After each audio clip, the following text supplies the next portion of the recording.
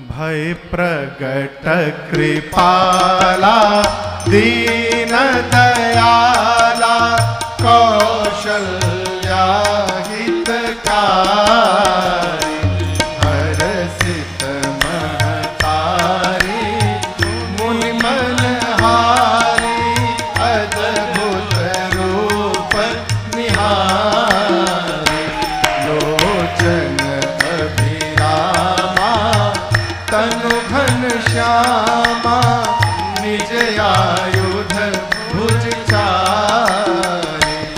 श्री राम जन्म कथा।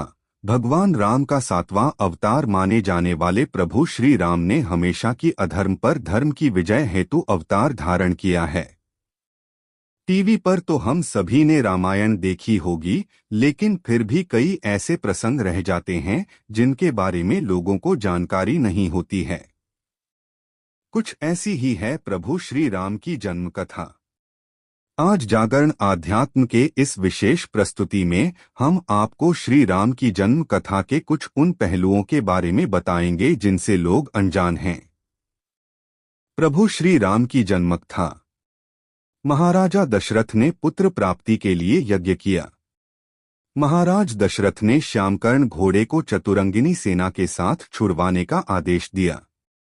महाराज ने समस्त मनस्वी, तपस्वी, विद्वान ऋषि मुनियों तथा वेदविज्ञ प्रकांड पंडितों को बुलावा भेजा।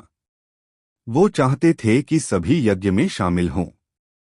यज्ञ का समय आने पर महाराज दशरथ सभी अभ्यागतों और अपने गुरु वशिष्ठ जी समेत अपने परम मित्र अंग देश के अधिपति लोभपाद के जामातारिंग ऋषि के साथ यज्ञ मंडप में पधारे। फिर विधिवत यज्ञ शुभारंभ किया गया। यज्ञ की समाप्ति के बाद समस्त पंडितों, ब्राह्मणों, ऋषियों आदि को यथोचित धनधान्य, गौ आदि भेंट दी गई हैं और उन्हें सादर विदा किया गया। यज्ञ के प्रसाद में बनी खीर को राजा दशरथ ने अपनी तीनों रानियों को दी।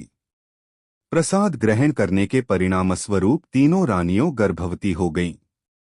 सबसे पहले महाराज दशरथ की बड़ी रानी कौशल्या ने एक शिशु को जन्म दिया जो बेहद ही कांतिवान, नील वर्ण और तेजोमय था। इस शिशु का जन्म चैत्र मास की शुक्ल पक्ष की नवमी तिथि को हुआ था। इस समय पुनर्वसु नक्षत्र में सूर्य, मंगल, शनि, बृहस्पति तथा शुक्र अपने अपने उच्च स्थानों में विराजित थे। साथ ही कर्क लग्न का उदय हुआ था। फिर शुभ नक्षत्रों में कैकेयी और सुमित्रा ने भी अपने अपने पुत्रों को जन्म दिया। कैकेयी का एक और सुमित्रा के दोनों पुत्र बेहद तेजस्वी थे। महाराज के चारों पुत्रों के जन्म से संपूर्ण राज्य में आनंद का माहौल था।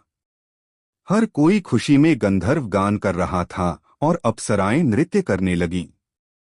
देवताओं ने पुष्प वर्षा की।